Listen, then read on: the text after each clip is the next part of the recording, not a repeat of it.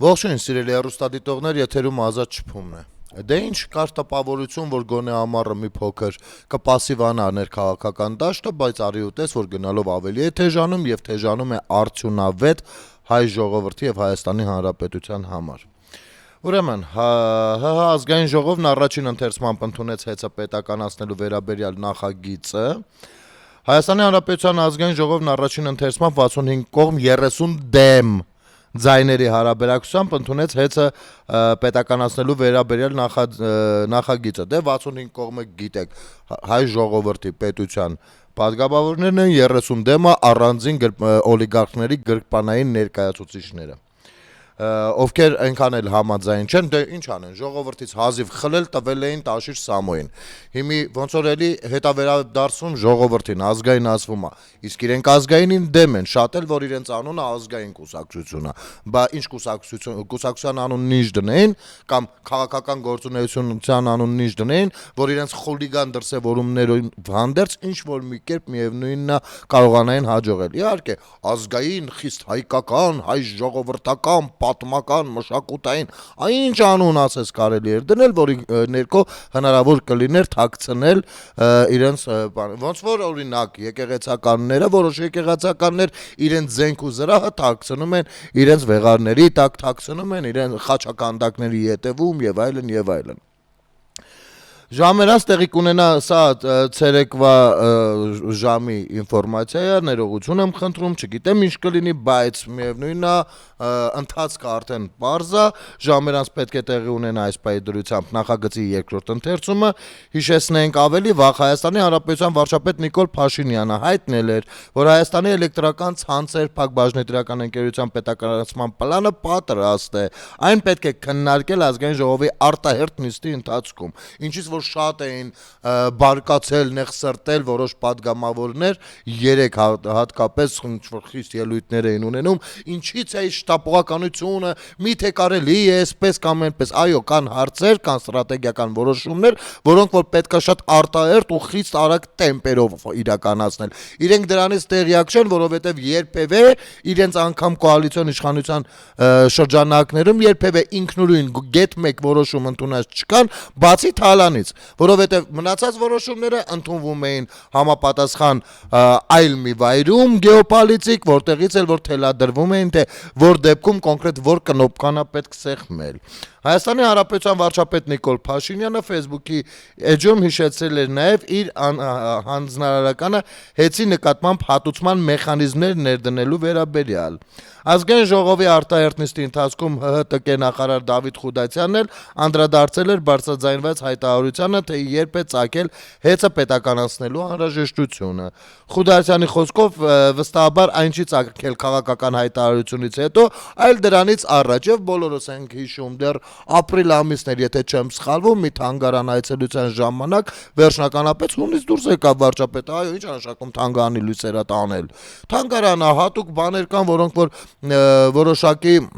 խոնավության կամ օդային ջերմաստիճանի պահպանման ներքո պիտի լինեն, կամ քանի անգամ է եղել կառավարության նիստ ենք նստած նայում, մեր երկրի կառավարությունն է նստած նայում ենք, որ օրինակ, ես վստահ եմ, որ պիտի որ պատիվ ունեմ եւ Հայաստան դաշինքի падգամավորներն էլ նեղսրտած լինեն, որովհետեւ նստած նայում են, ուզում են մի կեղտ բռնեն, մեկ էլ լույսերը տանում են։ Այդպես չի կարելի, այդպես ոնց կարելի։ Ինչի եք ընդդիմադիրների գործունեությունը խոչընդոտում։ Նախարարի փոխանցմամբ ՀՀ վարչապետի կողմից գրավոր հանձնարարական է տրվել ՏԿ նախարարությանը եւ իրեն, եւ տպավորությունն այնպեսին է, որ քաղաքական հայտարարությունն է հաջորդել դրան, այսինքն երբ ՀՀ կառավարությունը նպատակադրվել է որակական փոփոխություն ապահովելու համար միջամտել հեծում կառավարման այդ համակարգին։ Վարչապետը ժամանակ էր տվել, ասել էր, մի ամսից ավել ժամանակ էր տվել ու ասել էր, որ այդ խնդիրների մասով պետքա հստակեցումներ լինեն, կամ այդ խնդիրները վերացվում են, կամ ասում եք ինչու չեն վերացվում, մի խոսքով հիմնավոր պատճառներ եւ հիմնավոր փոփոխություններ։ Ինչը չէր իրականացնում հեծը, եւ այո, հենց որ լրացավ ամիսը եւ պետք է արդեն խորքային ուսումնասիրեին, թե ինչպես կարելի է ազգայնացնել, որպեսզի հանրությունը չտուժի։ Այդ ժամանակ հայտնվեց Սամվել Կարապետյանը բնականաբար եւ որոշեց պաշտպանել եկեղեցին թքած ունենալով հեծի վրա, բայց մյուս կողմից էլ ինչ են ասում, այս ինչ եք անում, այս ուր եք տանում, դե բա թքած ունեք, միևնույնն է թքած ունեք, թողեք տանենք։ Թողեք ժողովուրդը վերցնի իրեն։ Ինձ ամենաշատը դուր էր եկել, ծիծաղս էր շարժել Հայկ Մամիջանյանի խոսույթը, թե բա միակ բանը, որ պետք է ազգայնացնել մի րոպե, ես որպեսզի բառացի մեջ բերեմ, էլի ժողովուրդ ջան, 1000 ներողություն, այս տարվա միտքն է։ ՀՀ-ում մի բան կա, որը պետք է շտապ ազգայնացնել, դա վարչապետի աթոռն է, Հայկ Մամիջանյան։ Ուրեմն Հայկ Մամիջանյանին ասեմ հետևյալը, հուշեմ, փոքրիկ հուշում, տես, Հայկ, ուրեմն Հայաստանի Հանրապետությունում քո ու ձեր հանրապետականներիդ, ինչպես նաև երբեմնի կոալիցիոն կառավարություն կազմած դաշնակների մյուսների դեմ, առհասարակ քրեոլիգարխիկ այդ համակարգի ու արժե համակարգի դեմ 2018 թվականին եղավ հեղափոխություն եւ արժեհամակարգային փոփոխություններ եղան Հայաստանում, համենայն դեպս ընտրությունների մասով ամեն ինչ ազնիվա մեկը դու չես կարող ասել այդպես չի, ու եթե այնտեղ դատվողներ կան կեղծիքների համար դարձյալ ձեր թիմակիցներն են։ Բայց վարչապետի աթոռը 2018 թվից ազգայնացված է։ Այլ բանա թե ասենք օրինակ այսօր ով է այդ վարչապետի աթոռին նստած, վաղը ով կլինի, մյուս օրն ով կլինի, բայց միևնույնն է, այն արդեն ազգայնացված է, պատկանում է ազգին, ժողովրդին։ Հասկանում ես։ Ժողովուրդն է ընտրում, ոչ թե դու կամ քո շեֆը կամ այն մյուսի շեֆը, ում ոնց էլ որ թելադրում են մյուս շեֆերը արտերկրից։ Օրինակ, ինչպես պարզվեց Սամվել Կարապետյանի նման մարդիկ, օլիգարխներ։ Եվ քո շեֆն էլ, տես, ով զավթել էր, դարձյալ զավթել էր վարչապետի աթոռը կամ վարչապետի աթոռը կարճ ժամանակով զավթեց, մինչև այդ նախագահական երկիր ենք։ Նախագահի աթոռը, ով որ զավթել էր, նոր գործ է հիմա էլ ուղարկվել դատարան նրա մասին, հասկանում ես։ Եվ այստեղ ես չգիտեմ, ինչ կասեիր, օրինակ դու, եթե երկրի վարչապետը մեղադրվեր այս քրեական գործով, ինչ որ մոտենայր ամբիոնին, ինչ կասեիր։ Պատկերացրու Նիկոլ Փաշինյանը 50-50 մտել մի հատ բիզնեսի հետ, ու դու ունես հստակ փաստեր, մոտենում ես ամբիոնին, ես պատկերացնում եմ դու ինչեր կասեիր ու ինչպես կասեիր։ Հիմա խնդրանք ազգի կողմից, մոտենում ես ամբիոնին եւ փորձում դատապարտել անունները հանելով, փորձում դատապարտել հետեւյալ երևույթը կամ արդարացնել։ Օրինակ, տես Հայաստանի Հանրապետության հակակոռուպցիոն կոմիտեում քննված քրեական վարույթով իրականացված նախաքննությամբ պարզվել է, որ ՍՍ-ն, այս ֆաշիստական էսեսականները չեն, չնայած քիչ են տարբերվում, բայց խոսքը Սերժ Սարգսյանի մասին է։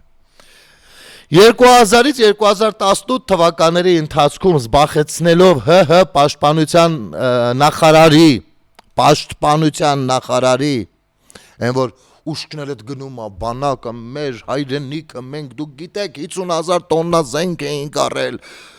այս պաշտպանության նախարարի, Հայաստանի Հանրապետության վարչապետի, Հայաստանի Հանրապետության նախագահի, այնուհետև Հայաստանի Հանրապետության վարչապետի պաշտոնը օրենքով սահմանված արգելքին հակառակ վստահված անձանց միջոցով ձեռնարկատիրական գործունեություն իրականացնող կազմակերպություններ հիմնադրելու եւ առևտրային կազմակերպությունների կառավարմանը մասնակցելու նպատակով օգտագործելով իր պաշտոնեական դիրքը նպաստել է, որպեսզի օտարերկրյա ներդրումներով Հայաստանի Հանրապետության կարիքների բավարարման համար Արարատի մարզի Սուրենավան համայնքում բիտումի գործարանի հիմնադրմանը ներգրավվեն իր հետ մտերիմ հարաբերությունների մեջ գտնվող ՄԲ-ն եւ վերջինիս պատկանող կազմակերպությունները։ Դե հո ինքը անձամբ չեն մտնելու թղթերի մեջ գրեն ՍՍ, չէ՞, մարդիկ սխալ կհասկանային։ Պիտի այլ կերպ դա արվեր։ Ծրագրված իրագործելու նպատակով ՍՍ-ի վստահված անձ ՄԲ-ն մասնակցությամբ գործող ընկերությունը Կիպրոսի Հանրապետությունում գրանցված, Կիպրոսից, դերս Կիպրոսում տեղյակ են, որ Հայաստանում միլիարդների ներդրում են արել, ով որի բան արտասահմանյան ներդրումը, երբ որ նայում ես Կիպրոսում է գրանցված, պարզվում է Կիպրոսը մի 20 տարի Հայաստանում միլիարդների ներդրում է արել, Կիպրոսի ղեկավարությունը սրանից տեղյակ, հա,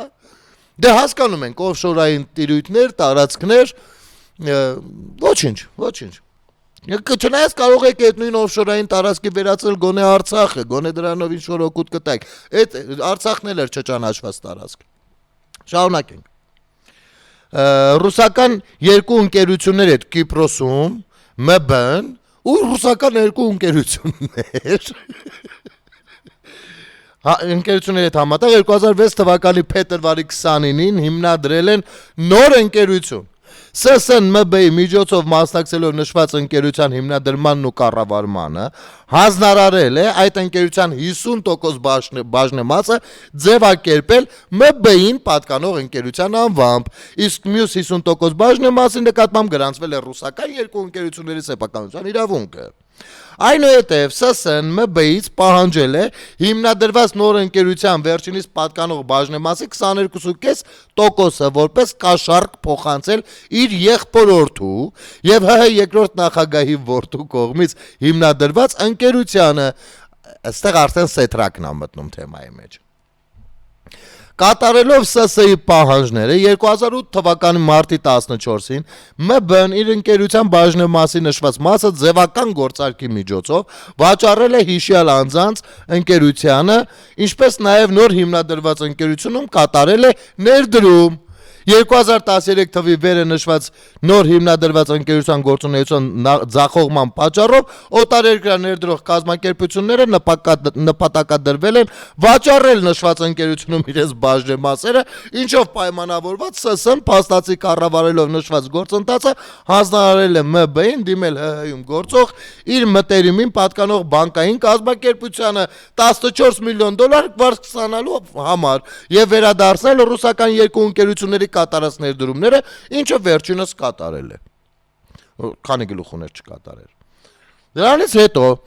ՍՍՆՄԲ-ի հետ նպատակադրվել է վաճառել վերջինիս պատկանող կազմակերպությունների, այդ թվում նոր հիմնադրված ընկերության ակտիվները։ Միևնույն ժամանակ ՍՍՆ որոշել է նշված գործարքը ծառայեցնել իր դստեր ամուսնու եւ նրա հետ փոխկապակցված ձեռնարկատիրական գործունեություն իրականացնող կազմակերպությունների կողմից ծավալվող գործունեությանը նպաստելուն Միշիկը մտավ խաղի մեջ։ Արդյունքում ՄԲ-ն հիմնադրել է նոր ընկերություն, որին փոխանցվել են մյուս ընկերությունների ակտիվները, այդ թվում Երևանում եւ մարզերում գտնվող 23 բենզալցակայանները, նավթամթերքի բազան եւ Արարատի մարզի Սուրենավան համայնքում գտնվող բիտում արտադրող գործարանը։ 2015 թվականի օգոստոսի 22-ին ՍՍ-ի դստեր ամուսնու հետ փոխկապակցված ընկերությունը 40 միլիոն ԱՄՆ $-ով ձեռք է բերել ՄԲ-ի հիմնադրած նոր ընկերության 100% բաժնեմասը, ինչով պայմանավորված հնարավորություն է ստացել ՀՀ բենզինային վառելիք ներկրելու մենաշնորհ ստանալ։ Գեղեցիկ մաթեմատիկա է, չէ՞։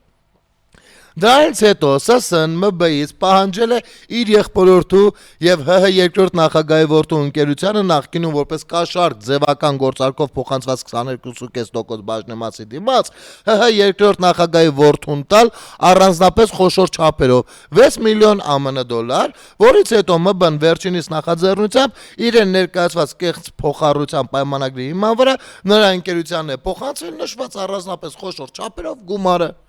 Նախաքննության ընթացքում ՍՍ-ին մեղադրանքը ներկայացվել առանձնապես խոշոր չափերով կաշառք ստանալու եւ օրենքով սահմանված արգելքին հակառակ ձեռնարկատիրական գործունեության նապորինի մասնակցելու համար։ Քրեական վարույթով նախաքննությունն ավարտվել է եւ վարույթի նյութերը մեղադրական եզրակացությամբ ուղարկվել են Հայաստանի Հանրապետության հակակոռուպցիոն կոմիտե։ Ձեր արձագանքը պարոն Հայկ Մամեջանյան, պարոն ազգասեր, ազգանվեր, պետական գործիչ Հայկ Մամեջանյան, խնդրեմ ձեր արձագանքը։ Չէ, ես հասկանում եմ, որ հեսա Իշխան Սաղաթելյանի նման է դուք էլ դուրս կգաք ասեք, դե սա շինծու գործ է, շինծու գործ։ Ես ինչեր եք հորինում։ Ինչ ՄԲ, ինչ բիտումի գործարան, ինչ բենզալցակայաններ, ինչ Միշիկ, այդպես մարդ առհասարակ գոյություն չունի։ Ինչ Սեթրակ Քոչարյան, այդ մարդուն վերջին անգամ ես չգիտեմ երբ։ Ինչ ասես կարող եք ասել։ Բայց սա գործն է։ Եվ դուք սատարում եք այս ամեն ինչի վերադարձը Հայաստանի Հանրապետություն։ որը բնականաբար թույլ տալ չենք կարող, կուզեք հետներս թշնամացեք, կուզեք, չգիտեմ, մտեք fake edge-երով հայհոյախառն, չգիտեմ, ինչ էր գրել դրանով ցույց տալով ձեր ընտանեկան դաստիարակությունը, դա ձեր գործն է։ Միևնույնն է, թույլ չենք տա։ Ոչ ձեր, ոչ հատկապես Քոչարյանի, ոչ էլ մյուսների, ոչ էլ երբևէ սրանց սատարողներին թույլ չենք տա Հայաստանի Հանրապետությունում քաղաքական կարիերա գրանցել։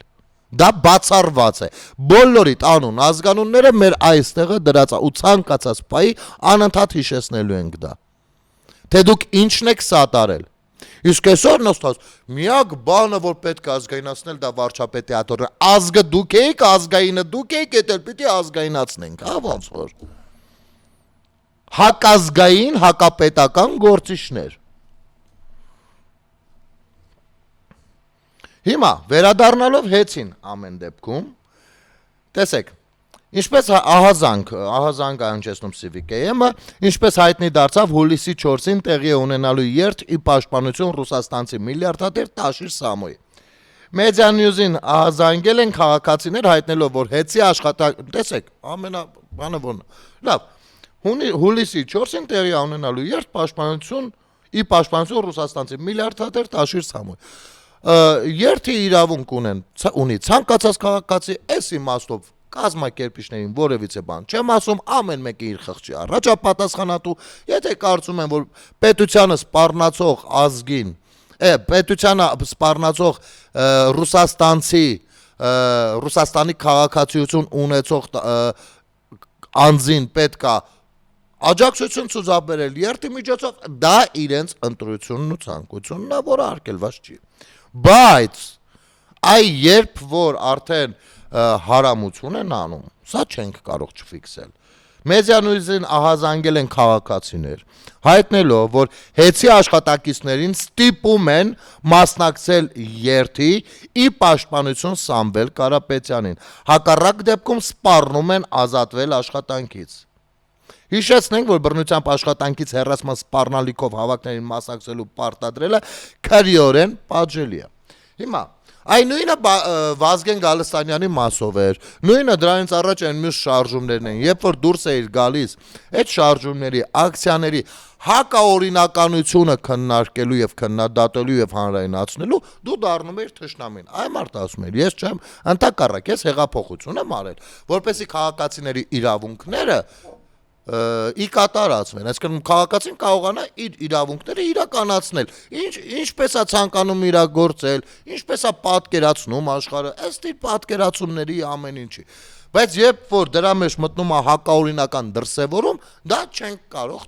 չբարձրաձայնել։ Այս պարագայում միանգամից դառնում ես դու վատ մարդը։ Ընկերներ ջան, վատ մարդը դուք եք, որ ձեր իրավունքները իրականացնելու ճանապարհին որոշում եք, որ մնացածը իրավունքներ չունեն եւ կարող եք խոչընդոտել դրանց, կարող եք մնացածին էշի տեղ դնել։ Հասկանում եք։ Հիմա նույնը է այստեղ է։ Ուզում եք ի պաշտպանություն Սամվել Կարապետյանի ինչ որ երթ անեք, դա ռադի բոգը, համեցեք։ Բայց եթե դուք դա անում եք պարտադրելով մյուս քաղաքացիներին եւ սահմանափակելով նրանց աշխատանքային իրավունքները, դա չի լինում իաջակցություն։ Սա ձեզ է վնասում, հələ այդ քաղաքացիներին դեռ դրենք մի կողմ։ Դա առաջինը ձեր երթի արժեքն է զրոյացնում։ Ասենք մինչև երբ պիտի ընդդիմադիրներին կամ ընդդիմադիր հայացքներ ունեցող քաղաքացիներին, որ իրավունք ունեն, այս ամեն ինչը պատմենք ու բացատրենք։ Որպես քաղաքացի ես ձեր համար սրտացավ եմ, անկեղծ եմ ասում, որովհետև ես հիանալի գիտակցում եմ, որ ցանկացած երկրում պիտի լինի իշխանություն եւ ընդդիմություն։ Բայց այս երկուսի հակադրությունը պիտի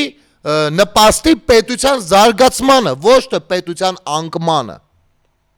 Իսկ պետությունը անկման է գնում, երբ որ այս երկուսից որևիցե մեկը շինծու է կամ երկուսը միասին։ Հասկանում եք թե չէ, եթե դուք սիրում եք իսկապես ձեր պետությունն ու հայրենիքը, դուք դա պիտի թույլ չտաք։ Հենց դա պիտի թույլ չտաք։ Ինքներդ թույլ։ Ոչինչ, եղեք 5 հոգով։ Եղեք 5 հոգով, ակցիան իրականացուք, բայց եղեք մաքուր։ Օրինակ, ես նախապատրաստվում եմ առաջիկայում 1-2 ակցիա անել, ու բնավ չեմ բանել, կամ արեցի վերջերս Սասունցի Դավիթում։ Բնավ չեմ նեղսրտել, թե քանի հոգի էր եկել, ինչ էր եղել, ինչ կապ ունի։ Ես որպես քաղաքացի առաջարկում եմ, օրինակ, այսինչ մասով որոշակի ակցիա, ովքեր գալիս են, ում հարմար է գալիս են, ով կիսում են գաղափարը գալիս են, տարբեր պատճառներով կարող է լինենք մի հոգի, 3 հոգի, 5 հոգի կամ 5000 հոգի։ Եթե դու դուրս ես եկել ցուցամոլության համար, իհարկե դա նշանակություն ունի, բայց եթե դու դուրս ես եկել որպես քաղաքացի քո ասելիքը ներկայացնելու համար, դա չի կարող ունենալ նշանակություն, որովհետև սահմանադրությամբ սահմանված մարդկանց քանակ չկա, թե որ դեպքում է ակցիան ակցիա, իսկ որ դեպքում է ինքնագործունեություն։ Կարճ դադար մեր եթերում։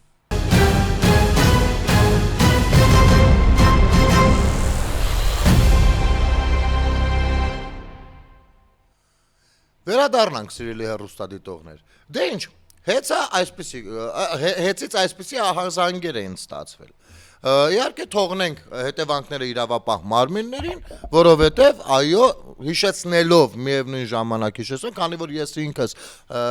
այն քաղաքացին եմ, որ չեմ երազում, որ մեր գաղութները, բերդերը լեփլեցուն լինեն մարդկանցով, ճիշտ հակառակ, ես երազում եմ այնպիսի պետության մասին, որտեղ որ չլինեն գաղութներ, բերդեր եւ նման սահմանափակ մարդու սահմանափակող վայրեր, այսինքն մեր բարոյական արժեհամակարգը լինի այնքան բարձր եւ իրավական գիտելիքները լինեն այնպեսին, որ դրա կարիքը չլինի։ Բայց այնուամենայնիվ ասեմ հետեւյալը, տղերք, եթե չեք ցանկանում հայտնվել բերդում, բանտերում, որ ես զգուշացնեմ, որպես քաղաքացի զգուշացնեմ, որ նման գործունեությունը մարդուն սպառնալիքով կամ մարդուն զորով, ստիպելով, համոզելով, խաբելով, տանել ակցիաների մասնակցելը, դա քրեորեն պատժելի արարք է։ Սա իմ մասով ձեզ նվեր։ Այնուամենայնիվ, քանի որ այս պրոցեսները ունեն քաղաքական ենթաշերտեր, բնականաբար վարչապետը նույնպես արձագանքել է։ Եվ ինչպես է արձագանքել, Հայաստանի Հանրապետության վարչապետ Նիկոլ Փաշինյանը Facebook-յան իր էջում գրել է. «Հեցի այն աշխատակիցները, եւ գիտեք, նմանատիպ գրառումը պետք է ասեմ, որ առաջինը չի, մի քանի նման գրառումներ կան, բայց սա արդեն տվյալ ահազանգի հիման վրա, այսինքն վստահ եղեք, որ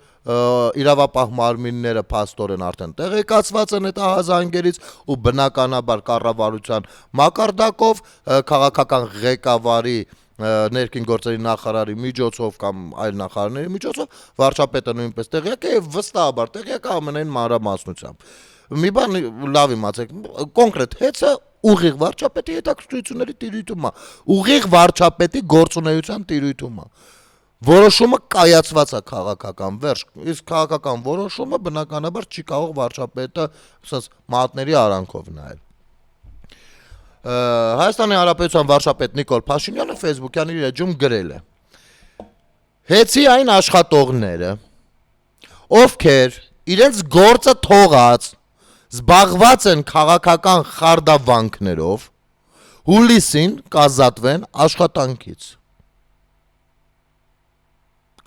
Կուզեք քաղաքական խարդավանքներով զբաղվել, աշխատանքային ժամից հետո զբաղվեք։ Ձեր աշխատանքային ժամին պիտի զբաղվեք ձեր աշխատանքով, որովհետև ձեր աշխատանքը ինչ-որ մասնավոր պոնչիկանոցի աշխատանք չի։ Նրանք, ովքեր հեցի աշխատակիցներին պարտադրում են հավաքների մասնակցել, նաև կդատվեն։ Տղերք, ես զգուշացրել եմ, կդատվեք, իսկապես կդատվեք։ Տեղից տեսնում եք ինչ խառնա, բոլորը ուշադրության կենտրոնում են իրավապահ մարմինների, ինչպես նաև մյուս քաղաքացիների, որովհետև քաղաքացիական բողոքը այնքան մեծ է եւ աջակցությունը հեցի ազգայնացման, պետականացման այնքան մեծ է, որ ձեզանից յուրաքանչյուրի այս կողմեն կողմ քայլը զանգվում տեղեկացվում է։ Սա իմ կողմից էլի եմ ասում ձեզ փեշքեշ։ Հեցի այն աշխատողները, ովքեր դիմադրում են առաջին երկու խմբերին եւ հավատարիմ են մնում իրենց աշխատանքային պարտականությունների կատարմանը, որևէ խնդիր չեն ունենա։ Այսինքն, եթե ունեք մտահոգություն, մտավախություն, որ վայ հեսա պետականացվեց, բոլորիդ գործից կհանեն, կփոխեն, ուրիշ աշխատակից, նման բան չի լինի։ Չի լինի այն դեպքում, եթե դուք հիմա բարեխիղճ ձեր աշխատանքը մնաք եւ անեք։ Նրանք, ովքեր առաջին երկու խմբերին չենթարկվելու համար հիմա կազատվեն աշխատանքից, այսինքն դե բնական է, չէ՞, շեֆը տասիկ պիտի գնան քայլեն, ասես դե ես չեմ կարող գամ շեֆ ջան, կասի դե դավայ դիմումդ գրի գնա, այդ պարագայում հենց հուլիսին, այս ամիս կվերականգնվեն եւ նրանց բաց թողնված աշխատավարձը կվճարվի։ Հանգիստ կարող եք ասել շեֆ ջան, չաո, որովհետեւ այդ շեֆը չի լինելու, իսկ դուք լինելու եք։ Եվ եթե այդ պահին հեռացնեն ձեզ աշխատանքից, դա շատ կարճ է տևելու։ Եվ այդ կարճը միևնույն է վարձատրվելու է։ Եթե ասված է հուլիսին, ուրեմն կարող եք վստահ լինել, որ այս ամսվա ընթացքում, այն որ առաջի ընթերցմամբ արդեն ընդունվել է, երկրորդ ընթերցմամբ նույնպես ընդունվելու է, ես վստահ եմ, եւ պետականացվելու է, դա շատ արագ է տեղի ունենալու։ Շատ արագ։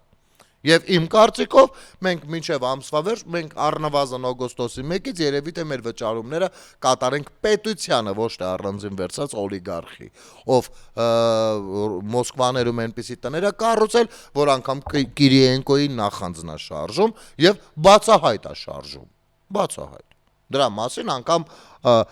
Ռուսաստանում այլևս արգելված չի խոսել։ Ռուսաստանի նման ավտորիտար երկրում։ Հիմա Ռուսաստանի նման ավտորիտար, մեկ էլ sense մի հատ բան էլ աչքովս ընկավ։ Սրանց էս լրատվականներից են էլի Առավոտ Daily, բան, չգիտեմ, ինչ մեյլի, էս Static News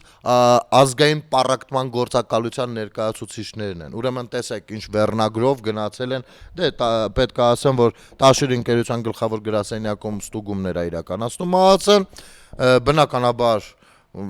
Static News-ը տեղում է, ու Static News-ային վերնագրերը ամենաճճացողն են եւ ամենածիծաղ առաջացնողը, տեսեք, լարված իրավիճակ ԱԱՑ-ն ներխուժել է Տաշիր ընկերության գլխավոր գրասենյակ։ Ինչ վերնագիր է, չէ՞, լարված է, կներեք, էլի, ես մեծ հարց է առաջանում։ Սիրելի ես տեքստով ես վերնագրի ներքո գործող լրագրողներ։ Իսկ լարվածությունը ինչումն է կայանում։ Ասենք ինչն է լարված եւ ինչու է լարված, կարելի է իմանալ։ Դուք նման վերնագրերով sense հասարակությանը միշտ sense տագնապային խորհրդավորության, չգիտեմ ինչ մտնոլորտում եք փորձում πάει։ Ինչումն է կայանում լարվածությունը, որ ԱԱՑ-ն գնացել է որևիցե մի շատ մեծ ընկերության գլխավոր գերասենյակ ստուգումներ անելու։ Իսկ ինչու են լարվել։ Դուք եք լարվում, լավ, կամ ասենք ինչ, նայում ես, հենա, ամուսիններ են կալյասկով անցնում, մարդիկ են ինչ-որ գնում գալիս են, ինքը, օպերատորը, մի երկու հոգի երևի կողքից ադմինիստրատոր կամ աշխատակիցներից մի երկու հոգի, լարված իրավիճակ, տեսեք ինչա կատարվում։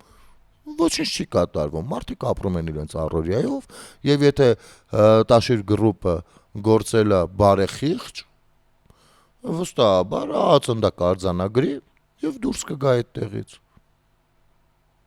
Կամ ներխուժելը ո՞րն է, ներխուժում են հերոսակախմբերը։ Օրինակ Սամվել Կարապետյանի ախրանիկները Ռուսաստանից ընդ որում տարբեր ազգերի հավաքվել ու հաթաթա էին տալիս ու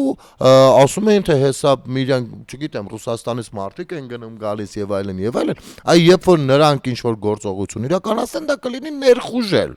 որովհետեւ իրանք իրավական որևիցե գործառույթ չունեն։ Իսկ իրավական գործառույթներով օժտված կառույցները չեն ներխուժում։ Ունի ԱԱՑ-ն տվյալներ գնացել է ստուգումներ անում։ Ինչից եք լարվել։ Ինչա պատահել։ Չնայած ասեմ, հանուն արդարության, սրա մասին էլի եմ ասել, որտեղ ինչ ֆորմատով որ անհրաժեշտ էր,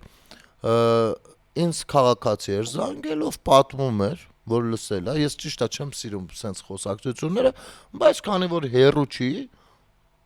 նախ կխնդրեմ հրազդանցիներին, հրազդանից մեր հաղորդումը դիտողներին մեկնաբանությունների դաշտում գրել այս բանը նույն Սամվել Կարապետյանը կամ նրա հետ փոխկապակցված անձինք հրազդանում ինչ-որ արմատուրայի գործարան ունեն թե ոչ, որովհետև ասում են, որ մեքենաներով ինչ-որ փաստաթղթեր, խոսքը երևի սև հաշվապահության մասին է, սև բուկալտերայի մասին է, տեղափոխել են, որպեսի այրեն այնտեղ, դե գիտեք բարձր ջերմաստիճանը նման վայրերում, երկաթաձուլական վայրերում անհրաժեշտություն է։ Կխնդրեմ, եթե իսկապես նման գործարան կա, որը փոխկապակցված է, սրա մասին մեկնաբանությունների դաշտում տեղեկացնեք։ Եվ իրավապահ մարմիններին էլ ասեմ, որ քաղաքացիներից զանգահարել ու նման տեղեկություն էին հայտնում մեզ։ Հիմա, ինչպես հասկացաք, սիրելիներս, վերադառնանք մեր կտրիչ Ներսիսյանին։ Ուրեմն կտրիչ Ներսիսյանը գրառում էր արել, Facebook-յան գրառում էր արել կտրիչ Ներսիսյանը, ես դա տեսա, ուղղակի չգիտեի ինչպես պիտի մեկնաբանեմ, խնդրեմ։ Ասեմ, որ կտրիչ Ներսիսյանի Facebook-յան էջը հետևյալ կերպով է գրվում 132-րդ կաթողիկոսը եւ նույնը նաեւ անգլերեն։ Գիտեք, իսկապես կան մարդիկ, ովքեր ոչ թե սիրում են իրենց աշխատանքը իրենց ներսում, այլ սիրում են իրենց այդ աշխատանքի մեջ։ Այսինքն, այս մարդը խփնված է, սիրահարված է, զգալով իրեն 132-րդ կաթողիկոս, հասկանում եք, եւ ոչ թե սիրահարված է կաթողիկոսի գործառույթներին, որոնք որ պիտի իրականացնի։ Եվ այս անձնավորությունը այսպեսի գրառում է արել։ Ամենամեծ վտանգը, որ կարող է սպառնալ ազգին եւ հասարակությանը, բարոյական ուժերի կորուստն է։ Վայ, մշակաղվել կարելի է։ Պարոն կտրիչ Ներսիսյան,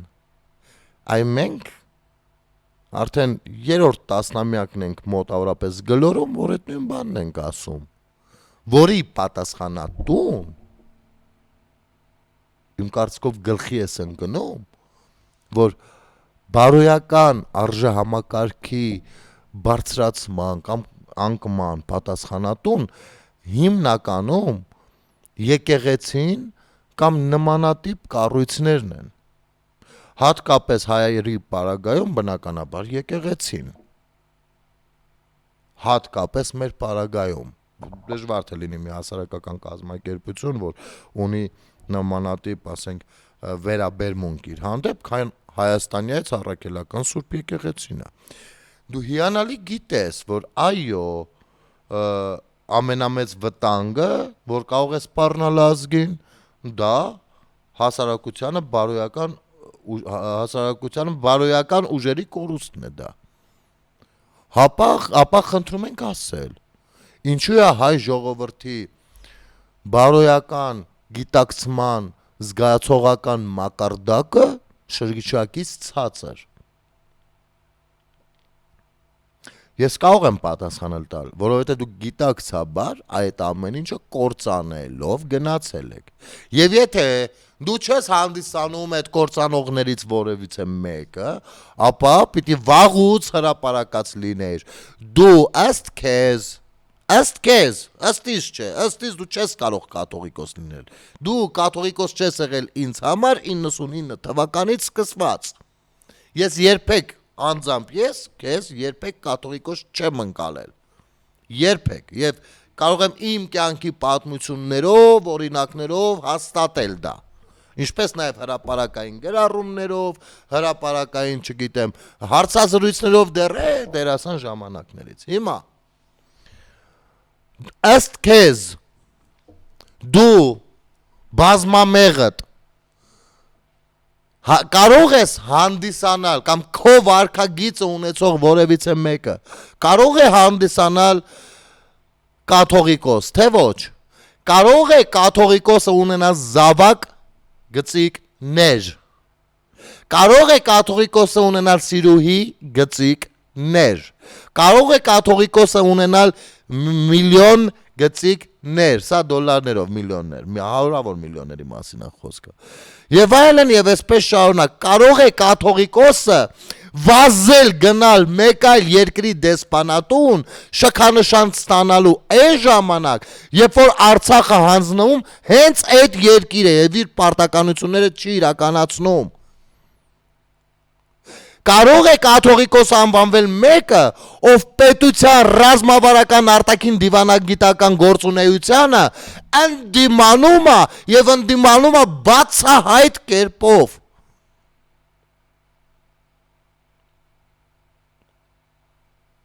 Եթե լիներ նման կաթողիկոս, դու նրան կաթողիկոս էիր ընկալելու, թե ոչ։ Եվ բանը, ասենց, ես մի երկու օր առաջ նման միտք լսեցի, ճիշտն ասած, ուշադրություն չդարձրեցի, դա ասի մալը լի, այնտեղ գիժ-գիժ խոսացողներ շատ կան, խառը խշտիկ։ Բայց արի ու տես, որ սա սկսում ես խոսակցությունը, ինչպես ասում են, արյուն եւ ոսկոր ստանալ։ Մի հատ հանրապետական երիտասարդ, ինչպես հասկացա, ու կամ նախկին երիտասարդ, չգիտեմ, միջին տարիքի ոմնը։ Միտք է արտահայտում, որ պետք է մտածել Մայր Աթոռը Հայաստանի Հանրապետությունից տեղափոխելու մասին։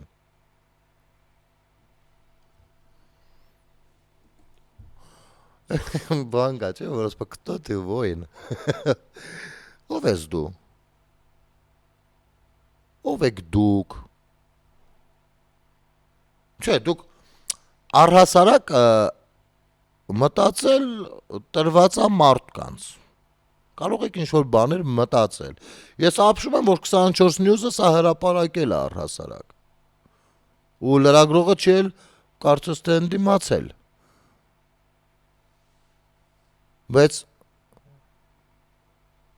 նախ ասեմ, որ Մայր Աթոռը չգիտեմ, բայց Մայր Աթոռից որոշ բաներ դուք վաղուց տեղափոխել եք, կամ կտրիչը վաղուց տեղափոխել այլ երկրներ որոշակի գումարի դիմաց։ Բայց Մայր Աթոռը ոչ մեկը ձեր հոր տնից չեք բերել։ Մայր Աթոռ Սուրբ Մեջմիածինը իր տեղում է եղել, կա եւ դեռ մնալու։ Դուք ոնց կարող եք 1700-ամյա լուսավորչի գահը, Մայր Աթոռը Սուրբ Մեջմիածին ինչ որ տեղափոխելու մասին մտածեք։ Չէ, այն որ կտրիչը պատերազմի ժամանակ Շուշիից առաջնորդանը տեղափոխում էր, ընդ որում Վազգեն առաջինի կոնդակով բան արած, տեղափոխում էր Ստեփանակերտ դեռ պատերազմից տարի ու կես առաջ, դա հասկանալի էր, մարդիկ գիտեին, որ ստեղ լինելու է պատերազմ ու խնդիրը նաև Շուշին գրավելն է։ Սա ինչ որտեղ հասկանալի է այդ մեծ սցենարի շրջանակներում, իմիջիալոց ինչի համար էլ, որ հետո շքանշան ստացավ։ Այն որ ողջ պատերազմի ընթացքում եւ դրանից հետո առնվազն երկու լայնամասշտաբ Հայաստանի Հանրապետության վրա լայնամասշտաբ հարձակման ընթացքում Էջմիածնի զանգերը լռեցին, դա էլ ենք հասկանում, դե ինչ անես, մարդը ծառայող է, վեղարը հանում ես, տակը բան չկա, ինչ անես։ Բայց ի՞նչ է նշանը, դուք ով եք։ Եվ արի միասին մտածենք, օքեյ, եկեք տեղափոխենք բանը Մայր Աթոռը Հայաստանի Հանրապետությունից եւ միասին գուշակենք, թե առաջարկներն ինչպիսին են։ Օրինակ, վերցնում եւ հեռացնում ենք, որ ուղղությամբ, ուր։ Մի հատ խնդրում եմ, արի միասին գուշակենք։ Ես կարծում եմ, որ դժվար թե Հռոմ։ Եվ դժվար թե Վատիկան։ Ես կարծում եմ դժվար թե, չգիտեմ, Միացյալ Նահանգներ կամ թեկուզ հարևան Իրան։ Ինչի է ինձ թվում, որ դարձյալ Մոսկվա, որպեսզի ավելի հեշտ եզրասը դառնա մյուս 133-րդ կաթողիկոսը։ Ասեք դուք ո՞նց եք ո՞նց է ձեր լեզուն պատտվում տենց բան խոսել։ Բան արեք, պարլամենտի շենքն էլ, եկեք բանը, Հայաստանի ազգային ժողովը տեղափոխվենք Մոսկվա։ Ասեք լավ եք դուք։ Ինչ կա, չկա, տեղափոխել եք, դուք էլ տեղափոխվեք, բրծեք, ինչը որ այստեղ է, մնալու է այստեղ։ Եվ մի սրանք բան հետաքրքիր միտք ունեն, չնայած այդ միտքը կուզեի առանձին մի քիչ վերցանենք։ Եվ որ շատ են շարքում, ասում են, օրինակ կարա որևիցե առաջնորդ Հռոմի պապին ասի դու երեխա ունես ու ինքը տենց հեռանա պապի աթոռից, ես մտ աղմաղ միտք են էլի շրջանառության մեջ դրել։ Ախր տեսեք, գոնե ոտքացեք այնպիսի երկրների հետ, որոնք մի քիչ ունեն նմանություն, հա? Հռոմի պապը կիսանկախ պետության կամ Վատիկանի ղեկավարն է նաև, հասկանում եք դուք։ Եվ Հռոմի պապը կաթոլիկ աշխարհի պապան է։ Պապան։ Կան կաթոլիկ երկրներ եւ կա կաթոլիկ երկրների պապան։ Իսկ մենք չենք հանդիսանում առաքելական եկեղեցիների պապան։ Մենք հանդիսանում ենք առաքելական եկեղեցի ունեցող ժողովուրդ։ Եթե ուզում եք որոշակի նմանություն, խնդրեմ Վրաստանի հետ եկեք տանենք։ Վրաստանում կարա իրենց կաթողիկոսը արտաքին դիվանագիտական ռազմավարության մեջ թաթախվի, ունենալով 1000 ու մի մեղքեր։ Կամ ունի արդյոք, չգիտեմ։ Մարդկաց մանիպուլացնելու համար էս ուր եք հասել, էս ինչեր եք խոսում։ Մարդ չգիտի, ախր ամենավատն են է, որ նման մանիպուլացիաները որոշակիորեն աշխատում են ու դու պիտի մեկնաբանես, որպեսզի մի քանի մարդ փրկես այդ բանից, էլի հողմապտույտի միջից, մանիպուլատիվ հողմապտույտի միջից։ Բայց չգիտես ո՞ս մեկնաբանես ախմախությունը։ Այստեղ է միակ դժվարությունը, բայց մի բան կանենք, ոչինչ, դրա դեմ էլ ինչ-որ բան կմտածենք։ Եթերում ազատ շփումներ կհանդիպենք։